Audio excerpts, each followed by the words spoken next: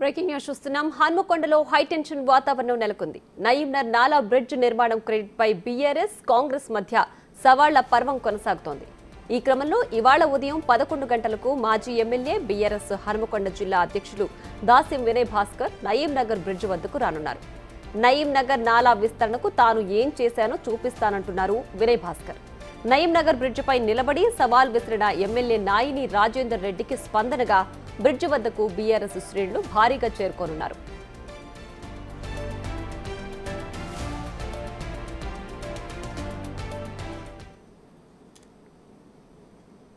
పోలీసుల కళ్ళు కప్పి మరి నిండు అసెంబ్లీ నడుస్తుంటే కూడా నల్ల జెండాలను ప్రదర్శించినటువంటి చరిత్ర, అసెంబ్లీ పైన నాటినటువంటి చరిత్ర నాది. నాయనా నీ చరిత్ర ఏంది మళ్ళొక్కసారి చెప్పన్నా. ఇంకా ఫోటోలు ఉన్నాయి. ఆనాడు సమైక్యవాదులకు తొత్తుగా ఉన్నటువంటి నువ్వు తెలంగాణ వాదులు మానుకోట బిడ్డలు మైమగల్ల రౌతులతోని నీపై దాడి చేస్తే రైల్వే క్యాబిన్లో ఒక దొంగలాగా దాక్కున్నావు, ఓ దోపిడిదారులాగా పిస్టల్ పెట్టి కాల్చినావు. నాయన నా దగ్గర తుపాకులు లేవు, ప్రజలే నా బలం, ప్రజా సమస్యలే నా కార్యక్రమాలు, ప్రజా సమస్యల పరిష్కారమే నా జీవిత లక్ష్యం, ప్రజల ఆకాంక్ష మేరకే పనిచేయటం నా నిత్య జీవిత కార్యక్రమం. కానీ నాయనా నీ కథ ఏంది? నిన్నగాక మొన్న అడ్డిమారుగుడ్డి దెబ్బలో గెలిచి 7-8 నెలలు కాలే ఇది నేనే చేసిన అంటావు, అది నేనే చేసిన అంటావు. ఎంత విచిత్రంగా ఉంది, చాలా బాధేస్తుంది. నేను కూడా నీకు సమయం ఇద్దామనుకున్నా.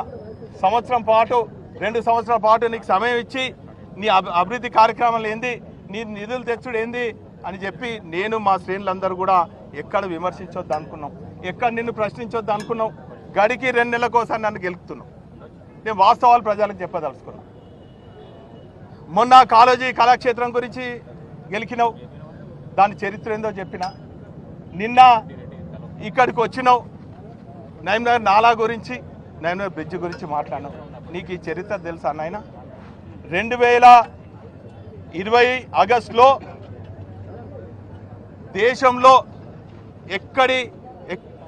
ఎక్కడ కురవని వర్షపాతం ఈ నగరంలో కురిచింది.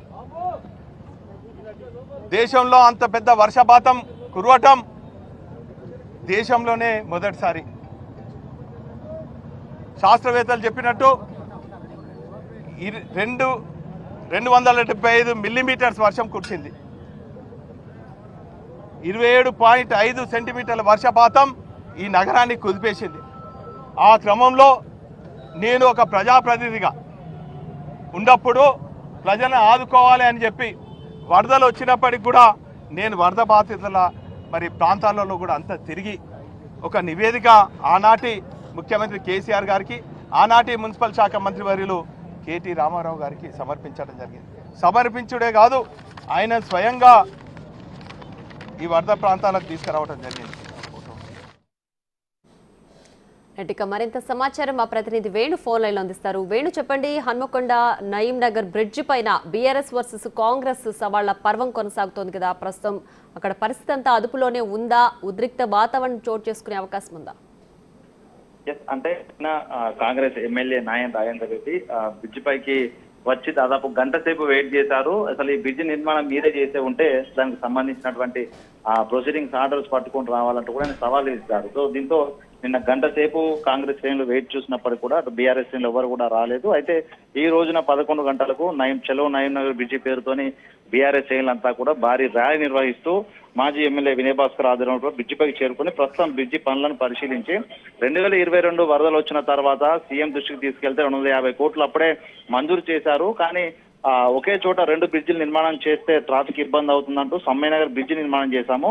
నయీంనగర్ బ్రిడ్జి నిర్మాణం ఆగిపోయింది. అది చేద్దామనుకున్న లోపే ఎలక్షన్ కోడ్ రావడంతో పనులు ఆగిపోయాయి. అయితే మేము తెచ్చిన నిధులు, మేము శాంక్షన్ చేసిన పనులకు ఈ రోజున కొబ్బరికాయలు కొట్టి ఫోజులిస్తూ రాజేందర్ రెడ్డి ప్రస్తుత ఎమ్మెల్యే కావాలనే దుష్ప్రచారం చేస్తున్నారంటూ కూడా తీవ్ర స్థాయిలో మండిపడ్డారు. అయితే ఈ పనులకు సంబంధించి ప్రొసీడింగ్స్ కాపీలను కూడా ఆయన మీడియా సమక్షంలో కూడా విడుదల చేశారు. ఇక దాంతో పాటుగా 12 గంటలకు ఇదే సమయానికి మరోసారి నయీంనగర్ బ్రిడ్జి పైకి వస్తానంటూ కాంగ్రెస్ ఎమ్మెల్యే నాయన్ రాజేందర్ రెడ్డి ప్రకటన చేయడం, ఇక్కడే ప్రెస్ మీట్ పెడతానంటూ చెప్పడంతో కూడా భారీగా పోలీసులు అయితే మోహరించారు. ప్రస్తుతానికి బీఆర్ఎస్ మాజీ ఎమ్మెల్యే వినయ్ భాస్కర్ ఇంకా బ్రిడ్జ్ వద్దే ఉండి ఆ బీఆర్ఎస్ శ్రేణులతో కూడా అటు సీఎం కు స్థానిక ఎమ్మెల్యేకి వ్యతిరేకంగా నినాదాలు చేస్తూనే ఉన్నారు. కొంత ఉద్రిక్త పరిస్థితి నెలకొన్నాయి. మరికొద్ది సేపట్లో కాంగ్రెస్ శ్రేణులు కూడా రాబోతున్న తరుణం లోపల రెండు వర్గాల మధ్య కూడా ఆ ఉద్రిక్త పరిస్థితి తలెత్తే అవకాశం ఉందంటూ కూడా పోలీసులు అయితే పూర్తి స్థాయి లోపల పర్యవేక్షణ కొనసాగిస్తున్నారు. మొత్తానికి ఈ బ్రిడ్జి నిర్మాణం పనుల విషయం లోపల ఏకంగా కేటీఆర్ అనుచిత వ్యాఖ్యలు చేయడం, స్థానిక ఎమ్మెల్యేను కొన్ని దుర్భాషలాడుతూ మాట్లాడిన ఘటనపై కూడా స్థానిక ఎమ్మెల్యే తీవ్రంగా ఫైర్ అయ్యారు. నిన్ననే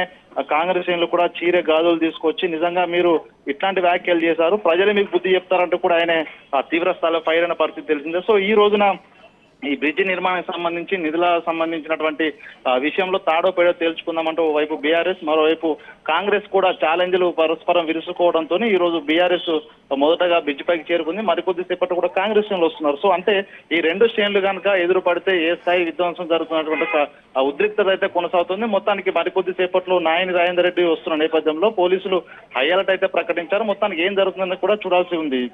right Venu, thanks for the updates.